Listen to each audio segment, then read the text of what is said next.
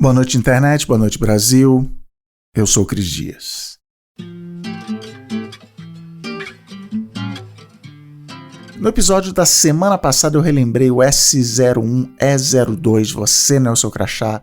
Ele voltou aqui de novo, porque foi lá nesse episódio que eu fiz uma brincadeirinha de perguntar o que você pediria para colocar debaixo do seu nome se um dia você aparecesse em uma reportagem do Jornal Nacional.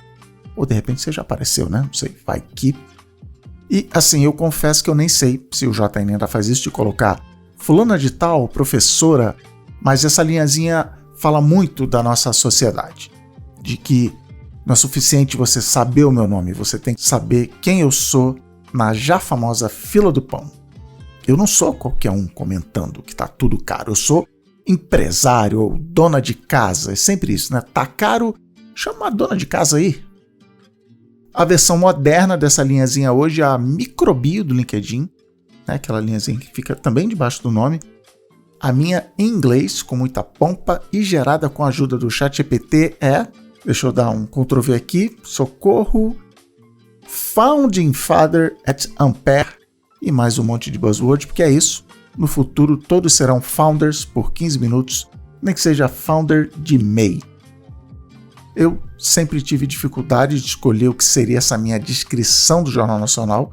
Eu não é publicitário, já tem tempo, analista de sistema mais tempo ainda. Também não gosto de empresário, é capitalista demais. Até que um dia, escrevendo a newsletter aqui do Boa Noite Internet, eu saí do armário escritor. É isso que eu sou, escritor. Só que não, é claro, porque o que eu faço aqui no Boa Noite Internet é mais do que escrever. Na minha cabeça o meu trabalho acaba quando eu fecho o roteiro, quando eu paro de escrever, mas ainda assim tem bastante coisa para fazer e eu não estou nem contando isso de agora fazer entrevistas. Mas escrever é tal coisa que eu faria mesmo que ninguém estivesse vendo. Se é assim, quem vem conversar hoje por aqui é a Aline Valek, que é escritora, mas também é podcaster, professora, criativa, comunicadora. Eu só sei que ela é mais escritora do que eu, já publicou até livro por grandes editoras. A gente vai falar disso tudo, como ela se achou no mundo e como ela faz para criar. Ela conversou comigo direto de Berlim, onde ela está morando agora, com o gato dela tocando terror. E eu comecei justamente perguntando como ela vestiu essa carapuça de escritora.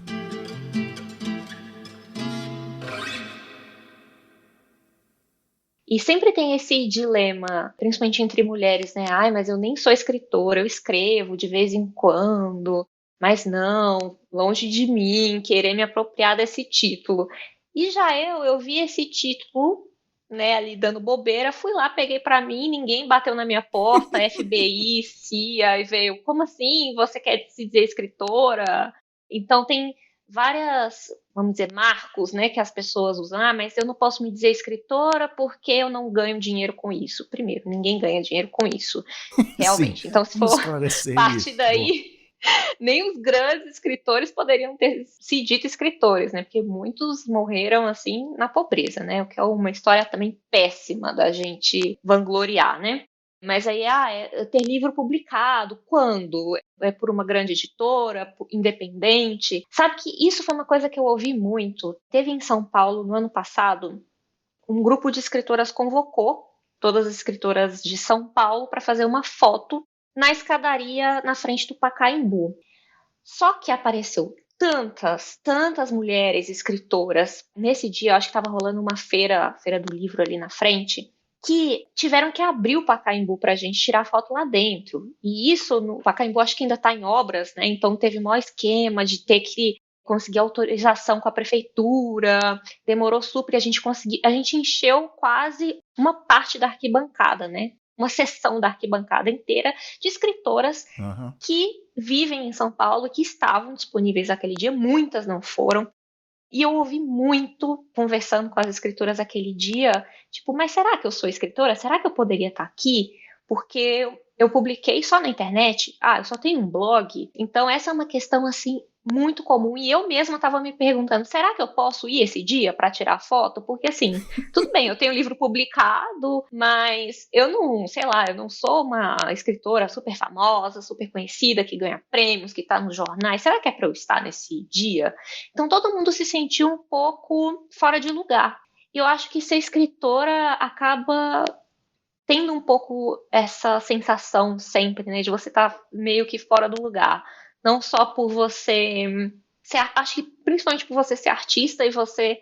Quando eu conheço pessoas novas, agora que eu tô morando em outro país, eu tô muito nessa situação de conhecer pessoas novas e me apresentar, o que que eu faço. E aí sempre eu falar o que que eu faço, que eu sou escritora, parece assim muito alienígena, sabe? Como assim? Todo mundo tem perguntas. Na reação das pessoas, parece alienígena. Exato, exato. Tipo, eu achei que aqui na Alemanha seria normal as pessoas conhecerem artistas, conhecerem escritores, mas todo mundo fica muito assim. Peraí, mas o que que você faz? O que que você escreve? Você já publicou? As pessoas têm muitas perguntas sobre isso, né? Então eu acho que não é assim uma coisa muito comum. Então, por isso essa sensação de estar fora do lugar, porque meio que cada escritor precisa fazer o seu caminho, né? Não tem, por exemplo, um publicitário, a gente entende mais ou menos o que um publicitário faz. Entender, né? Talvez não Não seja uma palavra. exatamente concordar, mas a gente entende, né, que trabalha para alguém. Mas acho que as pessoas têm uma dificuldade de entender para quem você trabalha, né? Aquela coisa de espião. Para quem Boa. você trabalha? Trabalho para mim. Isso Quem é seu patrão, quem é seu chefe? É uma boa. exato. Eu acho que isso que talvez seja difícil das pessoas de quem escreve, né? Se reconhecer como escritor, porque quem é que está me validando? Quem é que está me dando esse título? Não, principalmente nisso que você falou agora há pouco, que é até a invenção do Kindle, da Amazon, ou da própria internet, precisava de uma editora, alguém externo, virar e falar assim, ok, isso aqui que você escreveu, segundo meus critérios, eu achei que vale ser uma impressora rotatória, colocar isso, gastar tinta e botar isso no papel. Agora, isso, blogueiro, é escritor, lancei meu livro no Kindle, sou escritor, e eu vejo, apesar de eu não viver no mundo literário, nunca fui na Flip nem nada, isso de, não, mas é autopublicado, então sabe, de uma casta inferior e tal. Mas eu tenho mais facilidade de usar a palavra, afinal de contas, homem, de usar a palavra escritor para me definir, mas eu travo na palavra artista. Várias vezes na minha newsletter eu tenho, nós artistas, nós artistas, como assim? Tô me Uhum. achando, né? Acho que sou quem? Gilberto Gil, tá achando que sabe, assim, artista. Artista é o fulano. Mas a gente coloca isso de escritor, mas você acha que tem a coisa a ver também de que, vamos usar a palavra que é trabalho de vagabundo, assim. Você fica escrevendo, esse é o seu trabalho, escrever. É um nome chique para desempregado, né? Então, pois é, não sei se tem isso, porque eu acho que esses vínculos trabalhistas, né, essa hierarquia de você meio que ser uma. Não que escritor não seja uma peça do capitalismo, tá? Sim, sim. Eu acho que é, e bastante. Inclusive, vamos agora falar do patrocinador, não, brincadeira. Mas é isso. Ou então me apoie, né? Vamos dar os nossos Isso, apoios aqui. isso. Não sei, eu não sei. Mas é porque isso que você falou, por exemplo, de se considerar artista e meio que, mas isso é me colocar no mesmo patamar de Gilberto Gil, de Caetano Veloso, né, de grandes nomes. Eu acho que escritor isso acontece a mesma coisa, né? Porque eu acho que a gente tem um certo. Vê a literatura com um certo distanciamento. A maioria dos escritores que a gente conhece já estão mortos, né? Publicaram há muito tempo, Sim. né, ou foram muito grandiosos, têm um alcance muito grande, mas a gente vê a literatura com esse certo distanciamento, eu acho que de ver o livro também como uma coisa sagrada. Sim. Eu vou te interromper fazendo uma pergunta aqui, resolver uma questão doméstica aqui. Uhum. O que você acha do hábito de rabiscar no livro, anotações na margem, canetinha amarela? Qual a sua opinião nessa guerra cultural? Amo, acho necessário. O livro ele é uma plataforma muito interativa, né? Ele pede a nossa, ele é uma plataforma de conversa, né? Mesmo que a gente não rabisque, a gente está conversando de alguma forma com aquele autor, com aquela história. Então, ele pede a nossa participação, né, naquilo. Mas é bom porque tem uma certa pessoa que está aqui nessa gravação produzindo, que é minha esposa, e outro dia ela estava, não, comprei um negócio aqui, é meio um post-it transparente, que você pode escrever no livro sem estragar o livro. Eu falei, cara, livro é para estragar, livro é para rabiscar. E ela fez uma cara de sacrilégio, assim, de não, o livro é uma coisa imaculada que você... E eu até entendo, assim, na óbvio que estou zoando aqui, mas assim, Depois dá para alguém o livro e, né, dá para a biblioteca da escola. A gente tem um monte de livro para a biblioteca da escola aqui e tal. E realmente aquele livro todo, sei lá. Eu nunca fui de rabiscar em livro, mas eu acho que é por isso que eu colocava nesse lugar que você falou de, não, o livro, né? Tanto que a Bíblia quer dizer o livro, né? Enfim, o livro é sagrado, é uma coisa.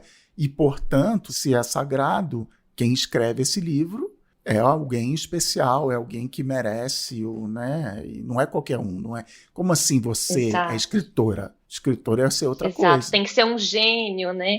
Sabe que tá rolando esses últimos dias tá rolando uma discussão sobre isso ó, no mundo literário, né? Saiu um artigo na Folha de uma crítica, não sei se é um crítico ou uma crítica, mas de comentando como o mercado editorial brasileiro tem fabricado gênios, porque agora todos os livros que saem são de gênios. Isso aqui é genial. Acaba sendo mais uma ferramenta de marketing do que de fato Total. uma espada sobre seus ombros dizendo que agora você é genial, você tem direito de ser publicado, de ser considerado escritor. E vários outros autores eu tenho visto essa discussão. Por exemplo, tem a Fabiane Guimarães, que é uma escritora brasiliense, ela fala um pouco de como o escritor brasileiro ele é muito cobrado.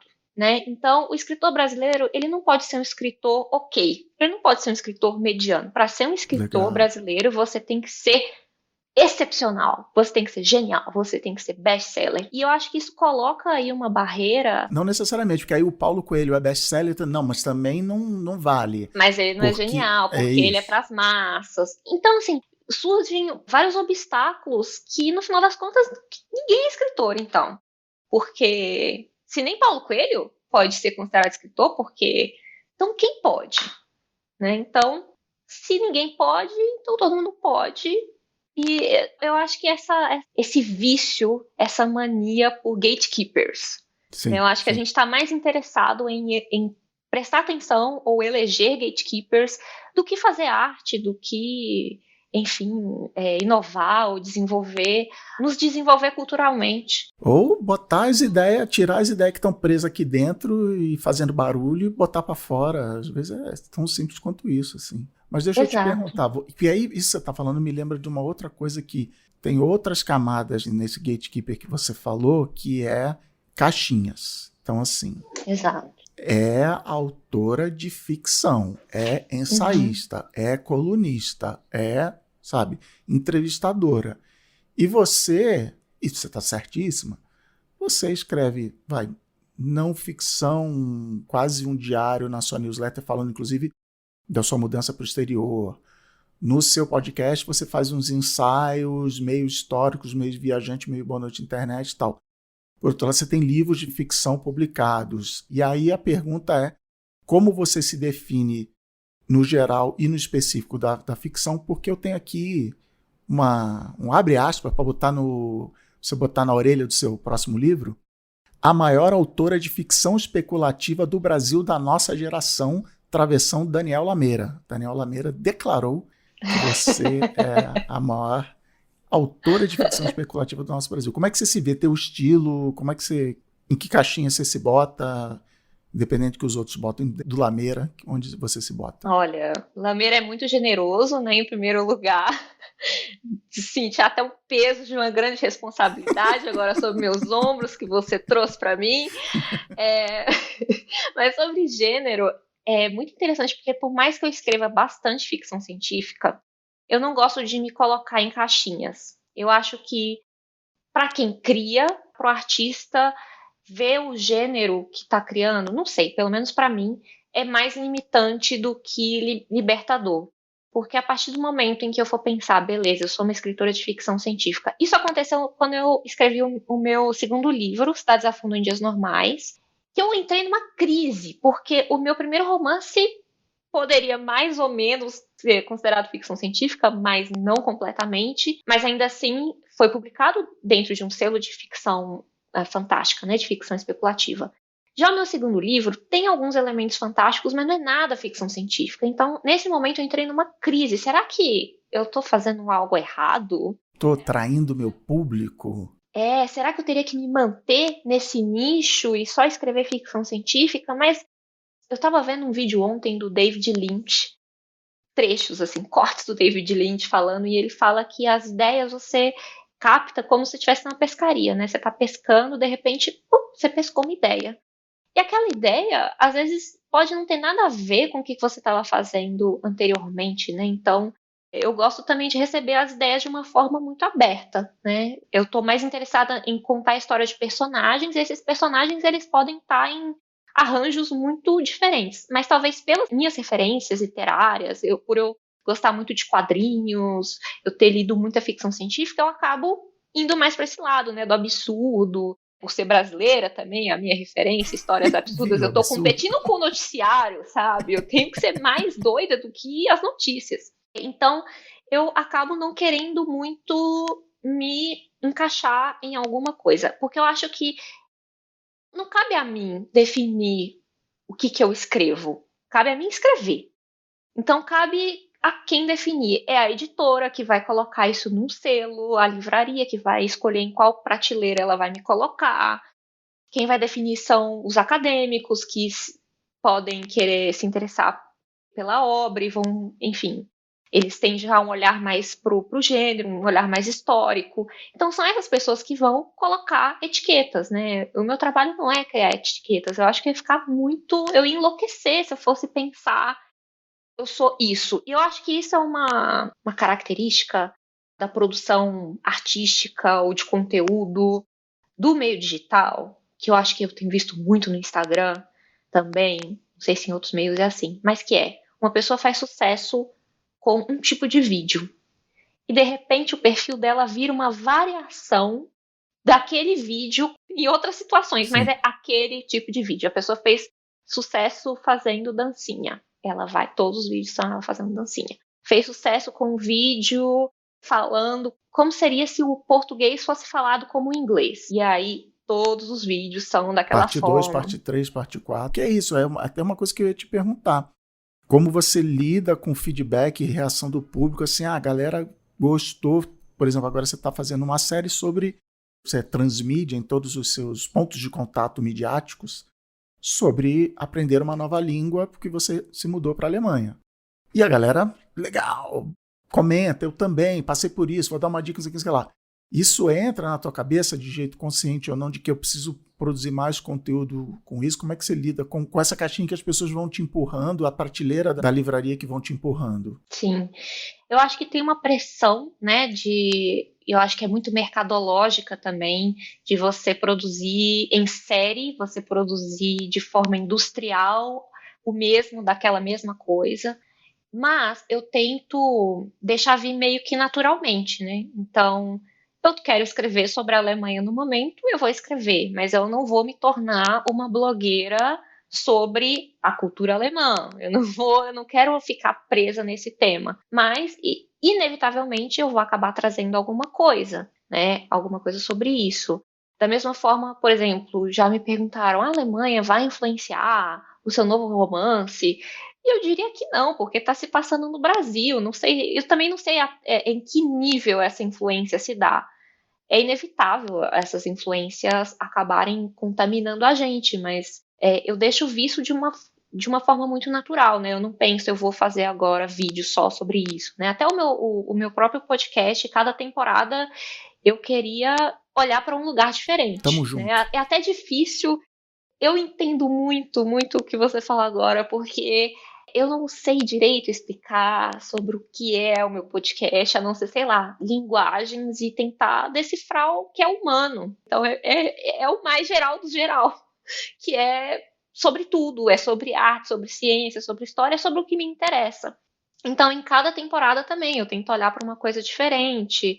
E eu, não que eu gosto, eu ia falar que eu gosto, mas é que eu preciso me surpreender, eu preciso fazer algo diferente, porque a partir do momento em que eu faço uma coisa do mesmo jeito, por exemplo, uma temporada do podcast, a primeira temporada teve 20 episódios, em que eu tava fazendo, me descobrindo também, né, mas fazendo tudo mais ou menos ali no mesmo padrão. A partir do momento que eu entendi que padrão era esse, eu pensei, eu quero já mudar de padrão.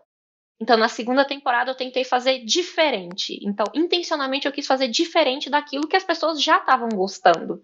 O que é um risco, né? Opa, Porque, poxa, as pessoas gostam disso. Se eu mudar, o que é que elas vão achar? Pode flopar, pode dar errado.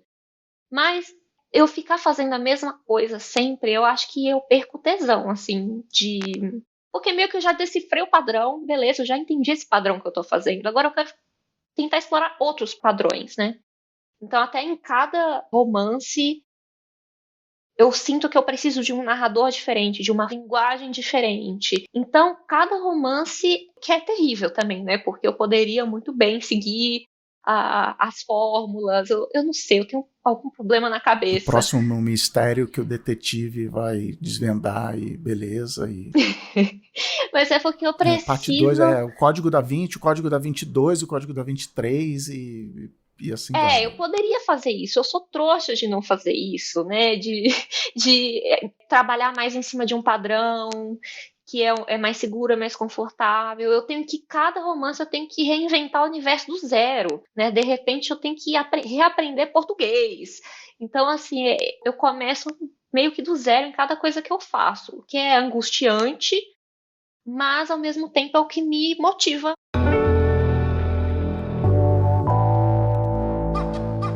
O momento Alura dessa semana é um momento de vitória. Porque eu espero que você se lembre, umas semanas atrás eu contei aqui que a Alura tem vários podcasts sobre carreira e tecnologia, e um deles era o Hipsters Fora de Controle, que já ganhou meu apreço, meu coração, porque você sabe que eu tenho fraco, gosto muito de nomes de coisas que levam 2 pontos. Hipsters, 2 pontos, Fora de Controle, é um podcast sobre a famosa, famigerada, querida inteligência artificial generativa, o ChatGPT, o Midjourney e várias outras ferramentas desse tipo, que inclusive são indicadas nos episódios. Aí, o que foi que eu fiz? Eu lancei uma indiretinha, tá bom, não foi tão direitinho assim. Eu falei que, poxa, assim, quem sabe seria legal se eu participasse do programa. E olha só, o meu plano maligno deu certo. Semana passada, a Júlia Chagas, que é a diretora de marketing da Alura, você sabe por quê? Porque ela foi a nossa entrevistada aqui no 4º episódio da temporada. A Júlia me mandou uma mensagem perguntando se eu não queria participar do Hipster 2 pontos Fora de Controle. Eu me fiz surpreso. Nossa, será? Nunca pensei nisso. E claro, topei. Para me ouvir então, para ouvir minha participação, escuta aí o episódio do dia 28 de abril que se chama Ajuda entre IAs, Limitação de Tokens, Intimidade Artificial e mais. Junto comigo estavam Paulo Silveira, CEO da Alura, Sérgio Lopes, CTO da Alura, Guilherme Silveira, o outro fundador da Alura junto com Paulo, sim, eles são irmãos, e o Marcos Mendes, host do Bolha Dev Podcast. A gente deu diquinhas de ferramentas, mas principalmente filosofou sobre o uso da inteligência artificial nessa parte aí do título Intimidade Artificial, onde eu consegui a proeza de linkar o uso da IA com o filme Click, do Adam Sandler, porque nesse filme está tudo o que você precisa saber sobre a vida.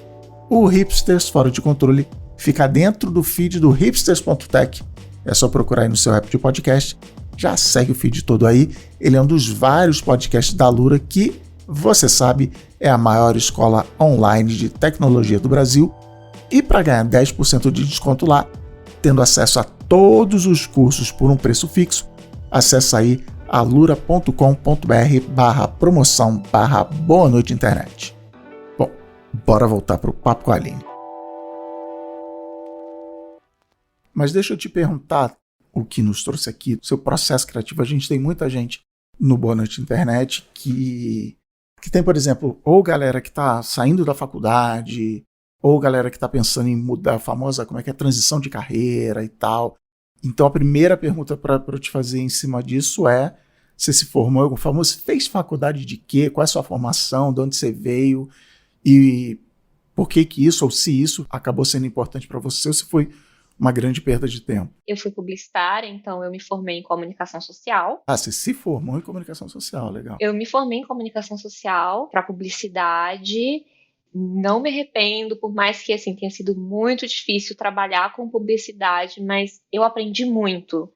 Eu acho que muito do que eu aprendi e do que eu carrego até hoje na minha escrita, principalmente na minha escrita para a internet, na minha escrita da newsletter, por exemplo, eu fui muito influenciada por professores que eu tive nessa época. Então, a minha professora de redação, a Raquel Cantarelli, ela me ensinou uma coisa que eu jamais esqueci e que valia para a redação publicitária, que era escreva como uma conversa. E eu levei isso, eu trago isso até hoje, né? Escreva como uma conversa.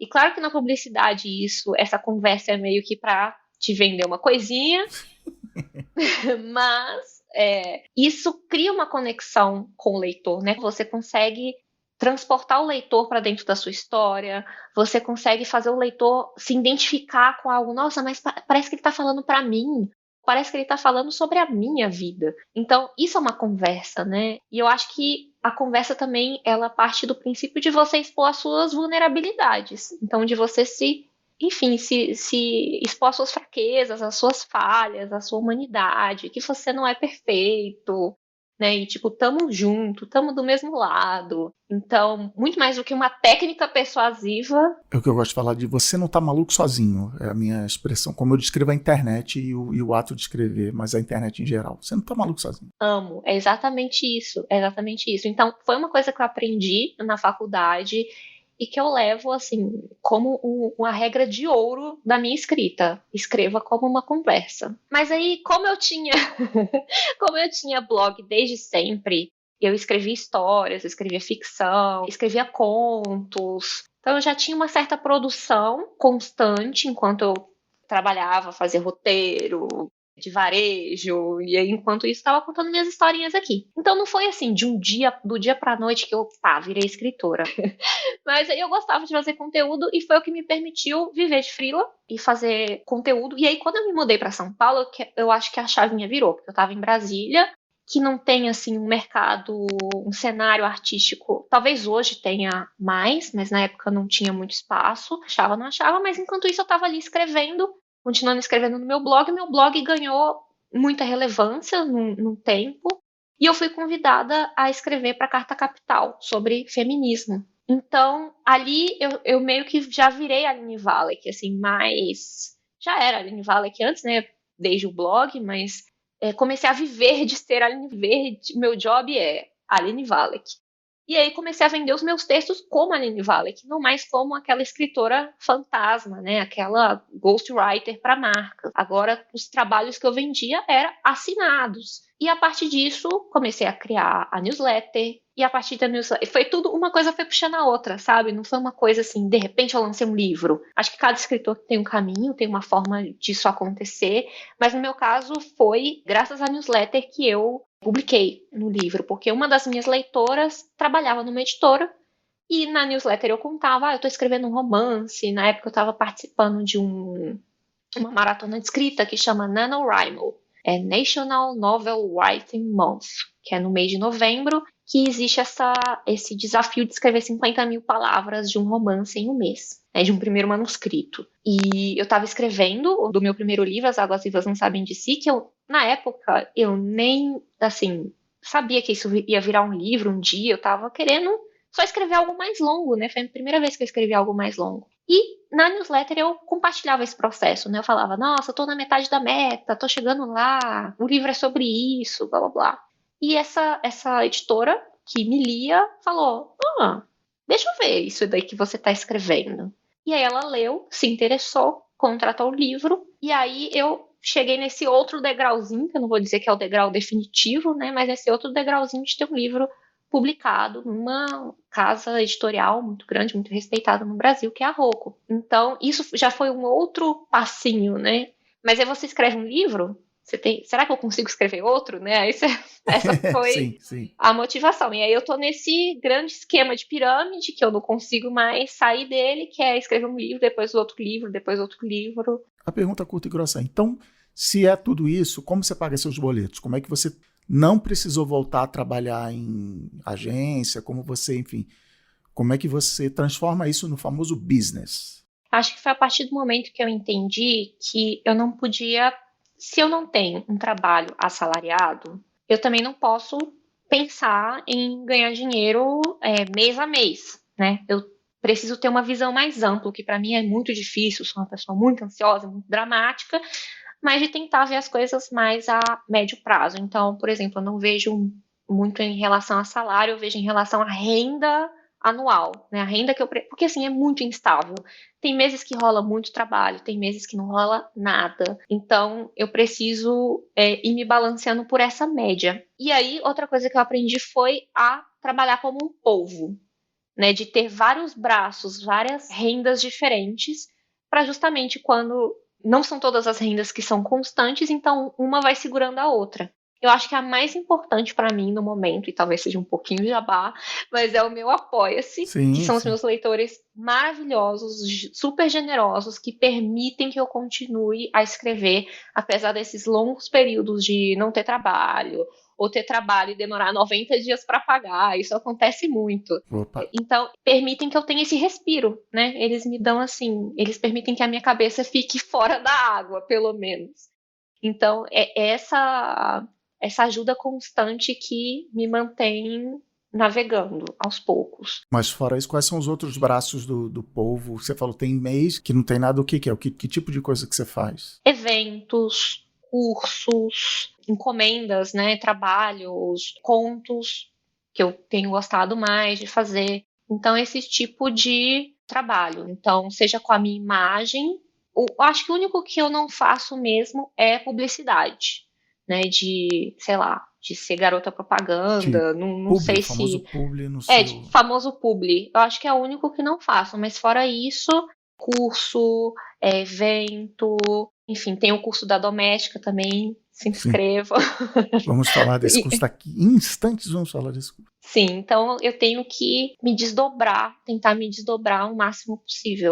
Boa. Não, gostei da analogia do polvo. A gente tem um quadro de polvo ali na sala, eu vou dar um destaque maior para ele, que é bem isso.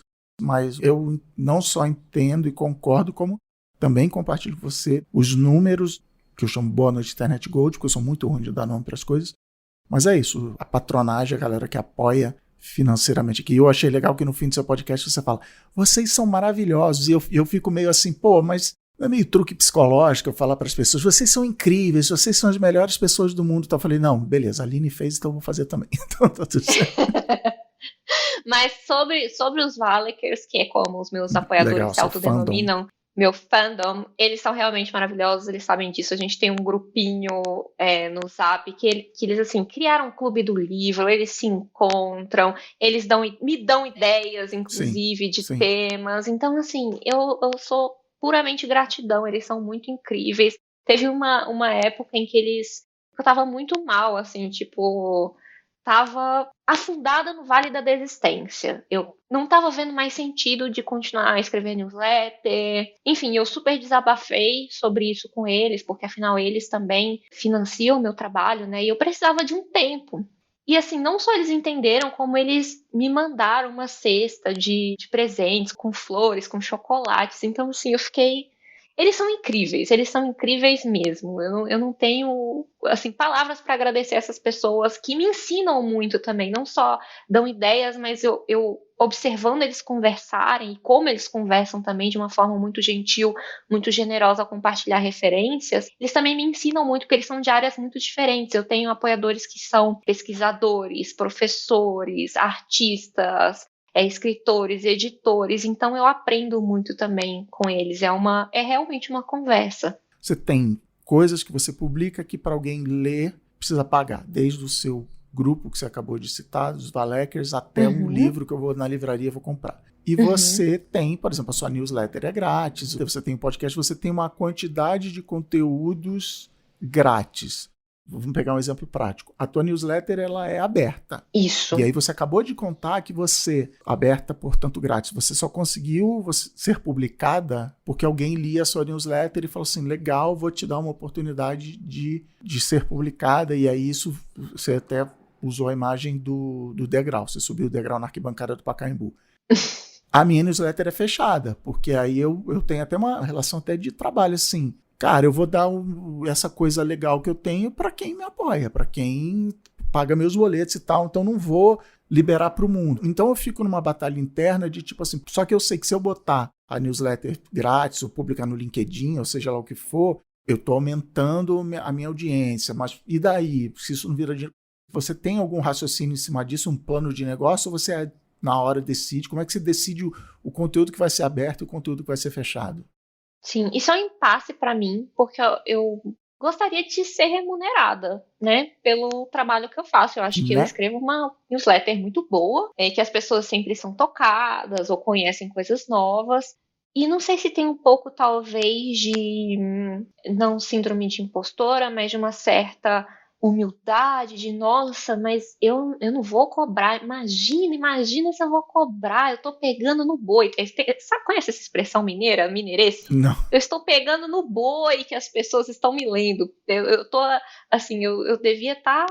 É uma vantagem já das pessoas Isso. estarem me lendo. Eu devia estar agradecendo das pessoas estarem me lendo. Então, isso para mim é um impasse, porque eu não queria fechar, porque eu também entendo que, não sei, eu teria menos gente me lendo, claro, porque não seria Isso, isso. todo o meu universo de leitores que iria pagar. Então, eu tenho sempre esse impasse, mas eu talvez faça isso mais por uma questão ideológica, daí tá vendo trouxa de novo, que é de que eu acho que a arte, e assim, não é toda a minha arte que é acessível assim para todos, né? Por exemplo, meu trabalho de ficção, os meus romances não são porque são publicados por uma editora, né? Então tem um custo que envolve o trabalho de outros profissionais, que eu não posso simplesmente abrir isso para todo mundo. Mas no que está no meu alcance, eu gostaria de que fosse mais acessível, né? E talvez seja aí essa minha coisa ideológica de tornar a literatura, de tornar a arte mais acessível, porque ela já é tão elitista, já é tão fechada, né? Eu fico muito irritada de entrar no.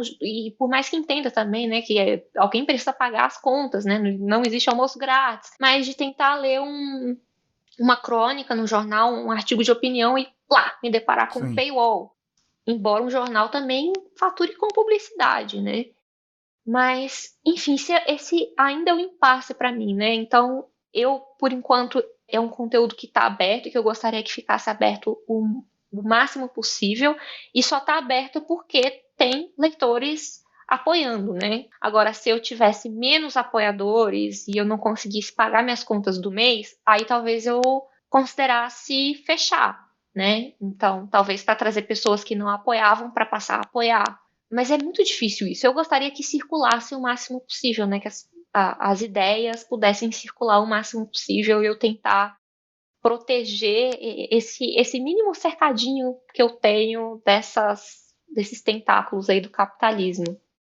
Não, eu concordo. E assim, eu em 2018, fim de 2018, eu acho que eu comecei a fazer newsletter. E a primeira edição, e já era fechada, ela nasceu fechada até como prêmio, como é que é, recompensa de quem apoiasse. Eu lembro da sensação, e eu literalmente coloquei isso na newsletter, que assim, pela primeira vez na minha vida, eu estou sendo pago para escrever. Assim, as pessoas entraram, sei lá, numa quarta-feira, e na sexta-feira eu estava escrevendo e dizia, cara, essa é a primeira vez, eu já blogo desde 2000 e tal, é a primeira vez que estou sendo pago para escrever, que legal. Mas do outro lado vem isso que você falou de que a gente quer ser lido, enfim, que nossas ideias se espalhem e tal, e umas semanas atrás eu estou surtado do ChatGPT, da inteligência artificial, já fiz, sei lá, umas 10 newsletters sobre o assunto. E aí 2, 3 semanas atrás um cara, inclusive um publicitário, camarada meu, mandou uma mensagem falando assim, cara, sua newsletter é a mais legal, eu adoro, não sei o quê. E eu fico assim, mas ninguém sabe, né? Tipo, sei lá, né?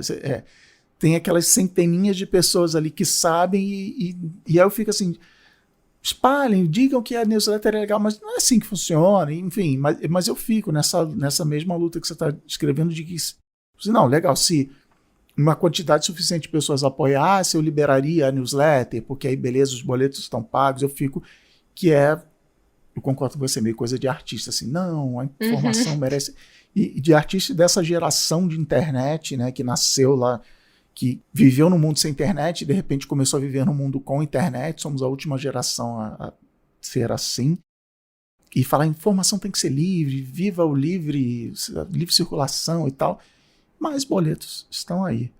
Mas a conta não fecha, né? É isso, a conta não fecha. Mas deixa eu então aproveitar para fazer, sim, um jabá, que eu acho valioso, que é o seu curso. Você tem um curso na Doméstica. Qual é o nome oficial do curso? Técnicas criativas para transformar ideias em textos. É para Boa, tentar englobar tudo que o curso traz. boa.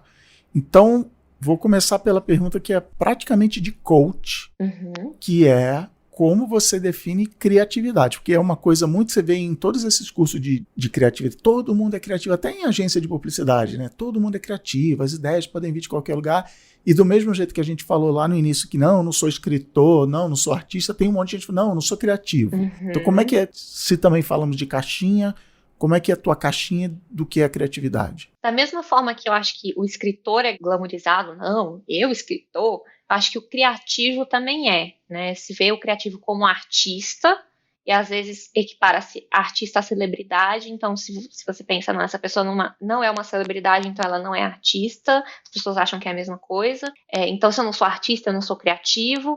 E até dentro de agência existe um pouco isso, o criativo, né? Aquele que pensa aquelas ideias originais, premiadas, aquelas grandes sacadas. Mas eu acho que a criatividade é mais simples e talvez é muito mais humana, que é a capacidade da gente resolver problemas, da gente associar ideias, da gente combinar ideias para criar algo novo. E até isso põe um pouco em xeque a questão de originalidade também, que se associa a criativo. O criativo é fazer algo que ninguém nunca fez antes. Mas será que existe algo que ninguém nunca fez antes? Se a gente está sempre combinando coisas, e por mais que a gente misture as referências e coloque um pouco do nosso próprio tempero ali dentro e vira realmente algo novo, a gente está continuando uma grande conversa, né? Que vem de milênios atrás. A gente ainda está conversando com os gregos que pensaram ali nas primeiras peças de teatro. A gente ainda está conversando com isso quando a gente vê um filme da Marvel.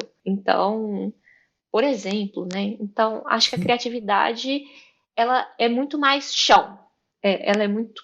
Porque ela não é só... Ela não se manifesta só em artistas. Claro, tem uma criatividade artística, mas um cozinheiro pode ser criativo, uma dona de casa pode ser criativa, qualquer trabalhador pode ser criativo, né? Crianças são criativas, né? Acho que a criança é a criatividade assim, em ebulição, antes dela começar a ser tolhida pela culpa, pelo medo, pela vergonha que várias instituições de autoridade vão depois colocando na gente. E acho que a criatividade é esse lugar da gente também poder voltar a ser criança e olhar o mundo com mais curiosidade, né? Com esse gesto de não sei o que é isso, o que é isso, para que serve, como eu posso usar, quando você pega uma coisa que você não sabe o que é e às vezes usa de outra forma, sabe? Não para aquela forma que foi planejado. Isso também é uma forma de ser criativo, né? E de usar as limitações também. A gente às vezes pensa, mas eu não tenho o equipamento certo, eu não tenho as condições corretas. Qual é a sua máquina de escrever? Fala isso. Eu odeio. As pessoas perguntam, mas qual computador você usa? Qual microfone você usa? Sim. Qual impressora você usa? Não importa. Porque, tipo... Moleskine discorda de você porque vende caderno pra caramba. Que não, com esse caderno aqui, eu vou ter as ideias. Não, a propaganda do Moleskine é a melhor de todas, porque assim... O caderno que era usado por fulano de tal, e começa... Exato. Eu preciso de um caderno desse. Esse caderno é maravilhoso e ele é o que me falta. Você vê como a gente coloca até a criatividade no lugar de consumo, né? De você precisa consumir algo para ser criativo. Nossa, muito, muito. Mas você tem uma frase que você fala no curso, pirateando seu curso aqui, que eu literalmente dei risada alta, que você fala alguma coisa tipo assim, as pessoas têm muitas dificuldades na hora de criar. A primeira é começar e a segunda é terminar.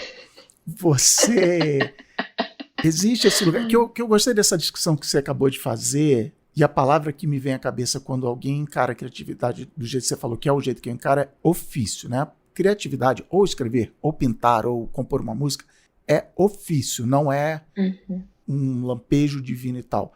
Criar para você é sofrimento? Como é que você vê né, que existe esse... Hollywood deve ter...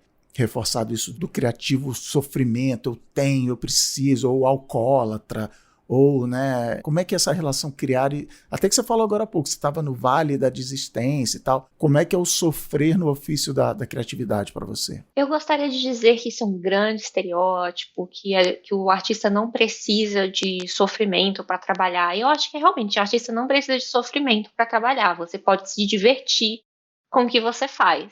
Mas, assim, no meu processo, o sofrimento, infelizmente, faz parte. Com com várias incertezas, várias dúvidas, várias vozes, cada uma falando uma coisa. Eu tento, cala a boca, vocês estão me deixando loucos. Então, assim, eu passo, e também por esse vale da desistência, que eu acho que eu também falo disso no curso, né? Naquele momento em que tem momentos que a gente está super empolgado e o projeto consegue avançar, a gente tem várias ideias, e então, do nada, a gente, por que eu tô fazendo isso? Isso tá uma merda, eu não sei o que eu tô fazendo.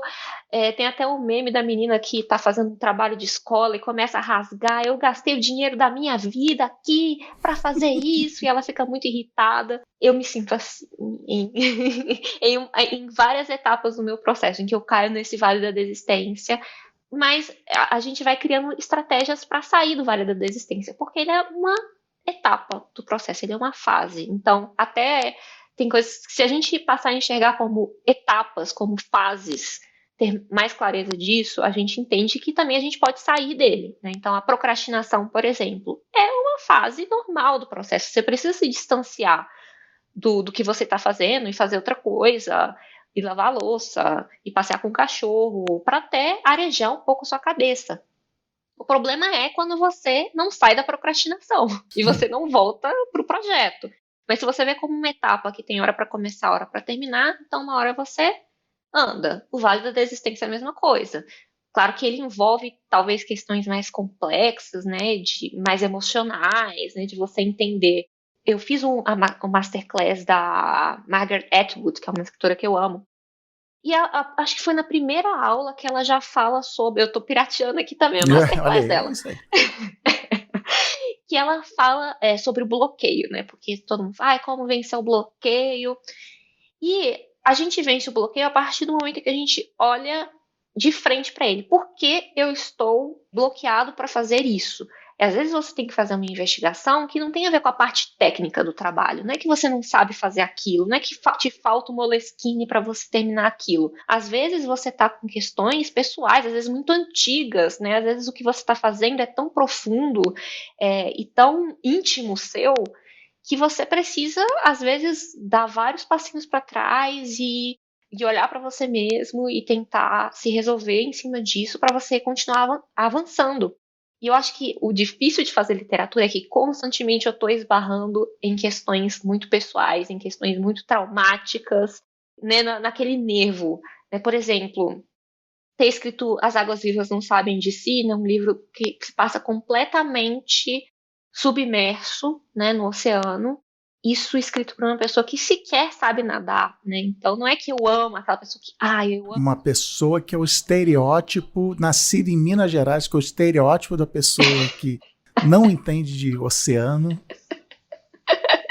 Exato, e eu fui me interessar. Por quê? Justamente porque me fascina e me assusta. Então, tudo que é terrível para mim de encarar, como, por exemplo, o desentendimento, o abandono, a violência, é justamente o que me atrai para escrever. Mas, ao mesmo tempo, é muito difícil lidar com as coisas, assim, que mexem com a gente. Mas é justamente o que mexe com a gente que vale a pena escrever sobre. Porque senão a gente manda o chat GPT escrever, sabe?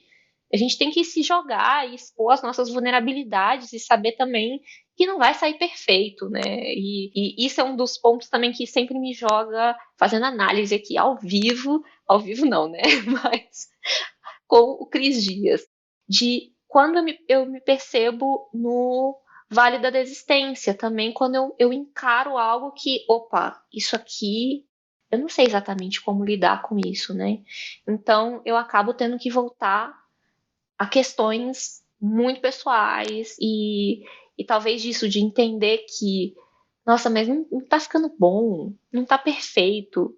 E de entender que a fratura, a falha também é o que torna um trabalho poderoso. Pode olhar nas maiores obras. Eu acho que isso eu aprendi fazendo um curso com Alex Castro. Ele faz um curso sobre grandes clássicos da literatura, né? E ele fala muito de que essas obras que sobreviveram milhares de anos, por exemplo, a Bíblia, eles estão recheados de contradições. E são esses erros, essas contradições, esses buracos que fazem os leitores de gerações depois quererem preencher esses buracos, essas fraturas. Então, a gente precisa aceitar um pouco também os nossos erros, né? Talvez entender que eles sejam necessários para a gente colocar aquilo no mundo, né? De que mesmo você expondo ali uma ferida muito profunda sua, que isso torna aquilo mais humano e que vai fazer aquilo sobreviver por mais tempo. Deixa eu contar uma história aqui rapidinho sobre a Aline Waller, que como são as coisas, né? Como é o mundo e o acaso. Estava eu, essa semana, editando a entrevista da Aline, selecionando o que ia pro ar, rindo, né? Lembrando o papo. Aí chega um alerta no e-mail do Coworking da Ampere, dizendo que tinha um pacote para mim na portaria, um recebidinho. Aí eu fui lá, vi que era um pacote da editora Aleph, que é amiga aqui do Bônus Internet, né? Já patrocinou o programa, já me botou na capa de livro e tudo. Eis que, dentro do pacote, tinha o livro Irmãs da Revolução, que é uma coletânea de ficção científica organizada pelo casal Anne e Jeff Vandermeer. O Jeff é o cara que escreveu a série de livros Aniquilação, que virou filme da Netflix e tudo. A coletânea é toda de contos escritos por mulheres, o que é doido. Porque desde que eu sou moleque, tudo que me era dado para ler em ficção científica era escrito por homens. Meus ídolos eram o Arthur Clarke, Isaac Asimov, Frank Herbert, Ray Bradbury, por aí vai. São esses autores que influenciaram também caras como Elon Musk e o Jeff Bezos, o famoso Jeff Bezos. É só ver que é aquele futuro que tem nesses livros que eles estão querendo construir. Só que a ficção científica foi literalmente inventada por uma mulher, a Mary Shelley, quando ela escreveu Frankenstein. Só que quando o mercado cresceu, o mercado literário de sci-fi cresceu, elas foram meio que chutadas para o canto e lentamente voltam a tomar liderança nessa área, agora no século XXI. Tá bom, mas o que a Aline Waller que tem a ver com essa história toda? Porque lá, nesse livro que eu recebi, tem contos de um monte de autora do século 20 e 21, da Angela Carter a Nendi Okorafor, e também tem um conto inédito da Aline, que se chama A Mulher que Vestiu a Montanha. Na hora que eu vi isso, eu pedi para a produção aqui, alô produção, mandar uma mensagem para a Aleph pedindo um cupom para você que está aí ouvindo poder curtir essa belezura, que essa coletânea é baita edição, capa dura, coisa linda, coisa fina. Então, isso aqui não é publi, eu não estou ganhando nada com isso, além do tal do quentinho no coração, de ajudar a boa leitura e gente que eu gosto. Segunda-feira eu boto lá no meu Instagram umas fotos do livro para vocês conferirem, são 30 contos, mais de 500 páginas, tem história também da Octavia A. Butler, da Ursula K. Le Guin, na boa, baita lançamento. O cupom é de 30%, olha que maravilha, vale para quem comprar no site da Aleph. Eu vou botar o link, tudo mais na descrição do episódio, mas o cupom é IRMãs30, tudo junto, sem tio, IRMãs30. Se você já quiser ir lá agora comprar, é só ir no editoraalef.com.br, Aleph com PH, tá lá na homepage o Irmãs da Revolução. Pegou aí? Então, de volta pro papo.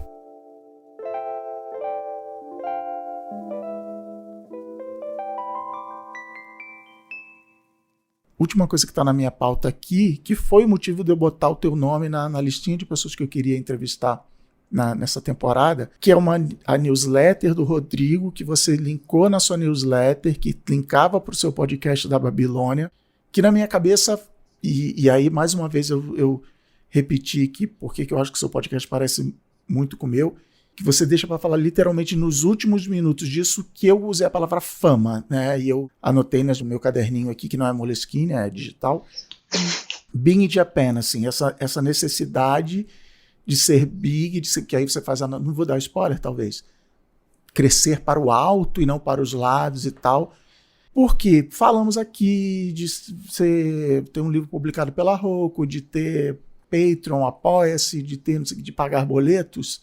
Quanto mais fama no sentido numérico a gente tem, mais essa tarefa fica fácil, vamos chamar assim, né? Mais caro eu consigo, quanto mais ouvinte do meu podcast eu tiver, mais caro eu consigo cobrar do meu patrocinador, mais fácil eu pagar boletos.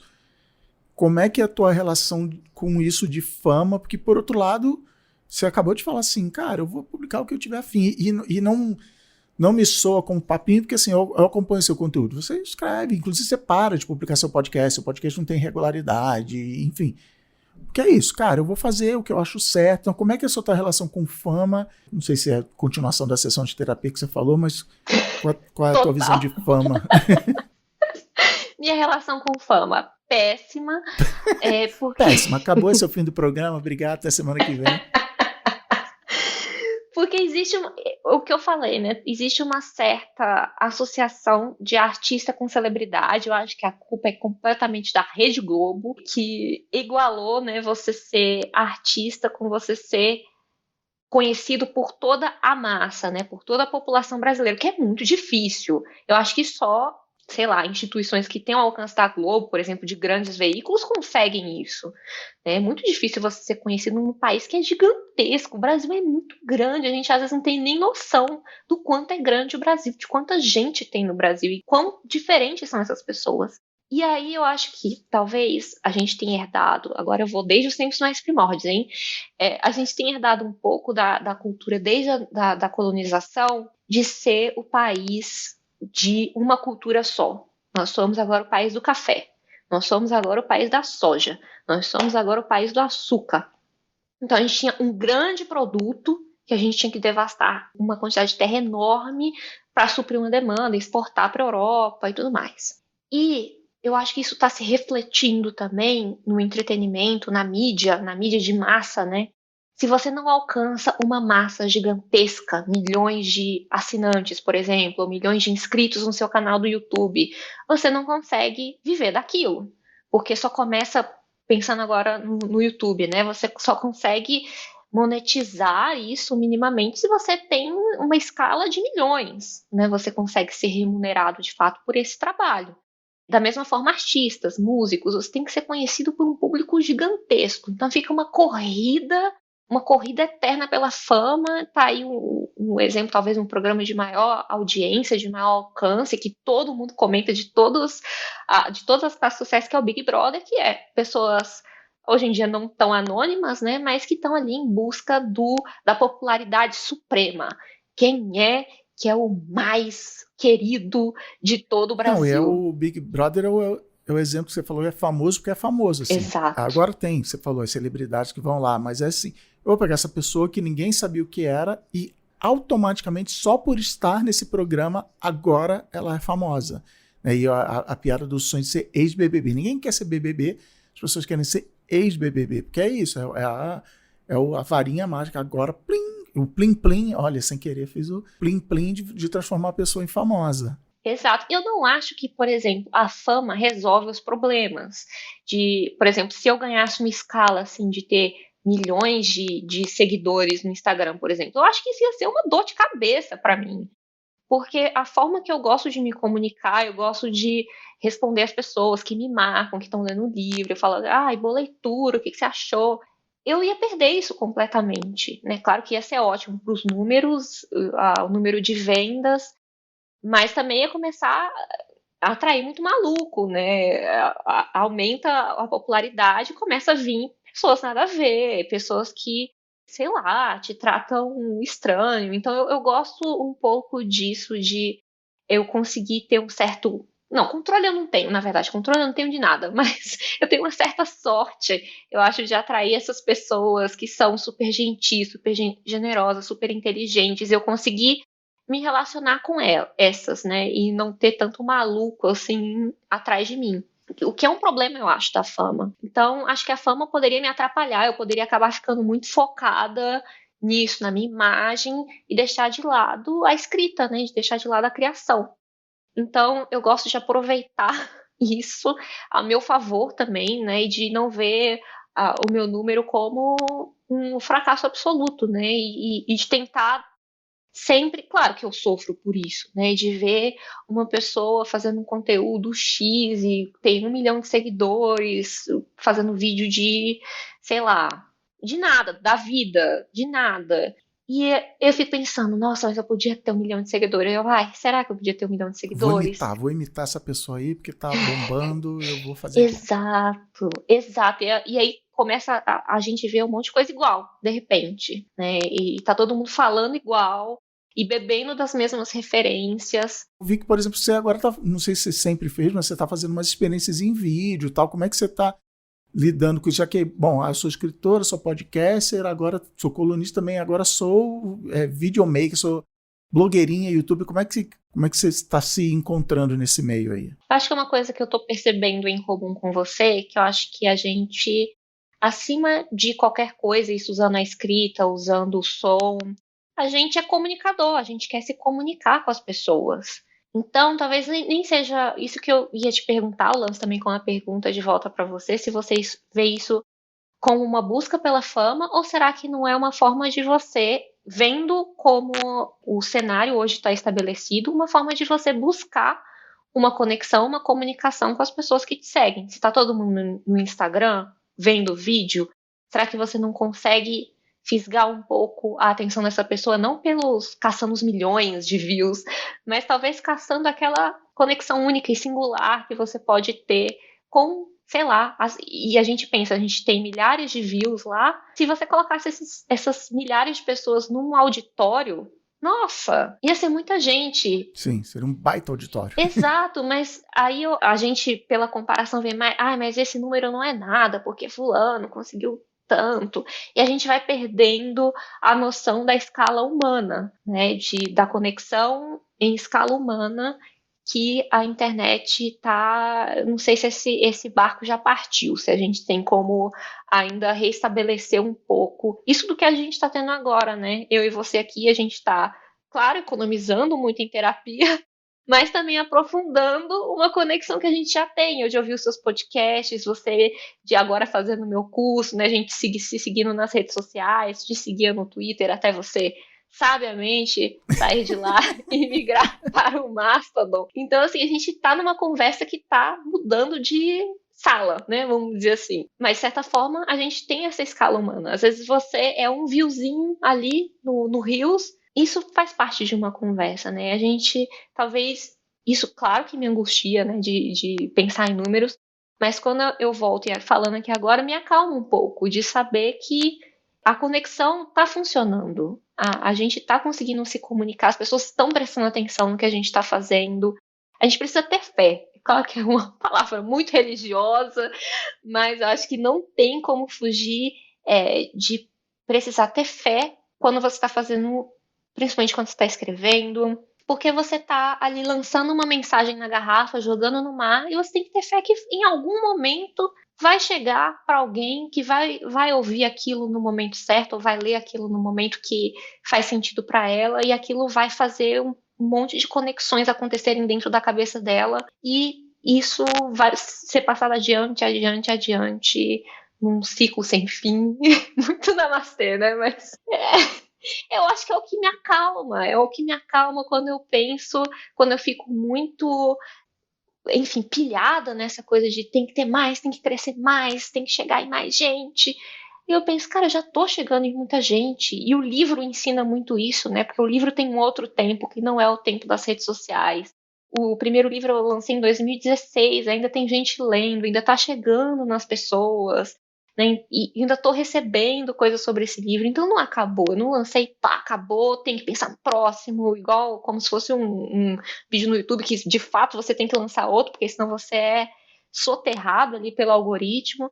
E o livro me ensinou que eu ainda estou tentando aprender, na verdade, porque eu não tenho paciência, mas de que as coisas acontecem num outro tempo, né? Num tempo mais orgânico, num tempo que a gente também não pode controlar. Talvez o que a gente precise é entender pra gente o que faz sentido. Pra mim, por exemplo, é poder me comunicar com o meu público de uma forma mais próxima, talvez sabendo que a pessoa tá ali no Reels, tentar levar pra ela, por exemplo, o assunto que tá na newsletter da semana. Tipo, gente, olha o que tá rolando nesse outro canal aqui. Né, mas de um jeito que não seja tão batido como acesse alinevalek.substack.com, que traga um pouco mais a conversa, né? Até eu fiz um vídeo lendo comentários da minha newsletter e as pessoas gostaram. Eu fiquei, gente, mas eu, tipo, simplesmente liguei a câmera, li os comentários e comentei. A parte mais trabalhosa, na verdade, foi editar e colocar legenda, demora. Ai, essa é a pior parte, mas eu achei um bom experimento, assim, de tentar expandir essa conversa. Talvez seja o caso da gente procurar o que faz sentido pra gente, pessoalmente. Às vezes não é você conseguir 2 milhões de views, de seguidores para conseguir uma publi, às vezes é uma outra coisa. E aí, voltando no exemplo que você deu da newsletter do Rodrigo Van Campen, que você citou, que fala sobre não crescer, não tem só uma direção para você crescer, né? Que a gente vê, é só crescer para cima, é só você ser a árvore mais alta da floresta, é só isso que vale. A floresta, ela tem um mecanismo assim que todas as árvores são importantes, de todos os tamanhos, né? Então, tem outros lugares para você crescer. A grama, por exemplo, que cresce para os lados, né? Que se expande para os lados. E que é o rizoma, né? Em que elas meio que conversam, assim, as raízes delas. Então, talvez é mudar um pouco de como a gente está enxergando o nosso próprio trabalho. Show, não tem um jeito melhor da gente terminar esse episódio. Eu vou deixar o recado aqui no ar. A Aline me prometeu vai dar um cupomzinho de desconto para o curso dela, mas ela não vai falar aqui, tem que ir na descrição do episódio. Olha eu aqui fazendo, publicitarei aqui o gatilho. Tem que entrar na descrição do episódio para pegar o link e o cupom. Mas show demais, Aline. Muito obrigado aí por essa conversa e pelo trabalho e pela um chorando no ombro do outro. É isso aí. Maravilhoso, maravilhoso. Muito bom, valeu.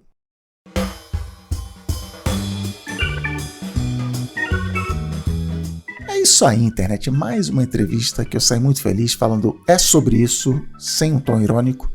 Agora vai ser assim, um pouco de entrevista, um pouco de ensaio, de textão em forma de podcast, mas segue valendo aquilo de você passar adiante a palavra do Boa Noite Internet. Manda aí esse episódio para quem você acha que vai curtir. Eu gostei muito de conversar com a Aline e ver que a gente tem as mesmas minhocas na cabeça, só que o Boa Noite Internet, quando tem entrevista, funciona mais ou menos assim. Depois que a gente grava as entrevistas, eu sento para editar e tentar chegar em uma versão ali com 1 hora, né, para respeitar o seu tempo. E logo de cara eu tiro o máximo das partes onde eu tô falando, filosofando, contando o meu lado da história. Por exemplo, nesse episódio aqui teve uma hora que eu meio que fiz um desabafo dessa coisa de fazer vídeo pro Boa Noite Internet e a Aline responde e fala o que ela acha, dá o ponto de vista dela.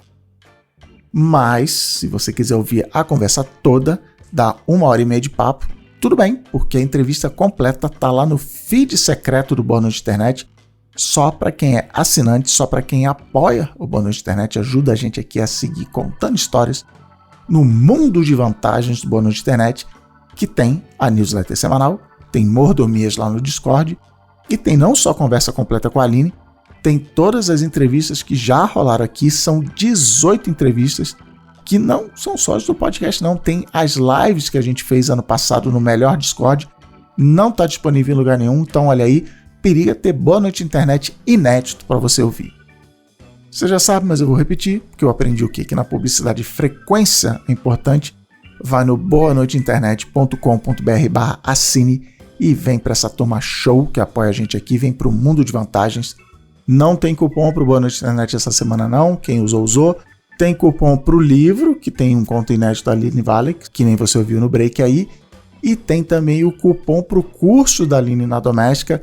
Tudo na descrição do episódio ali para você copiar, colar, tem o link tudo certinho. Não precisa decorar nada que eu tô falando aqui. É isso, chega semana que vem no Boa Noite Internet. A gente vai falar com um cara que eu confesso que eu fiquei emocionado de entrevistar. Eu já curto o trabalho dele tem um tempão. E a gente falou justamente sobre como se manter relevante, mas também interessado, animado com o mesmo trabalho por tanto tempo. Quero ver quem vai adivinhar quem é. Lança aí o seu palpite nas social redes. Eu sou o @CrisDias no Instagram. Domingo que vem, 8 da noite. O Boa Noite Internet é um podcast da Ampere. A edição de som é da Jéssica Correia. Edição de vídeo do Pedro Hassan. Produção do Gui Pinheiro e da Ana Maron. Até a próxima semana. Ampere.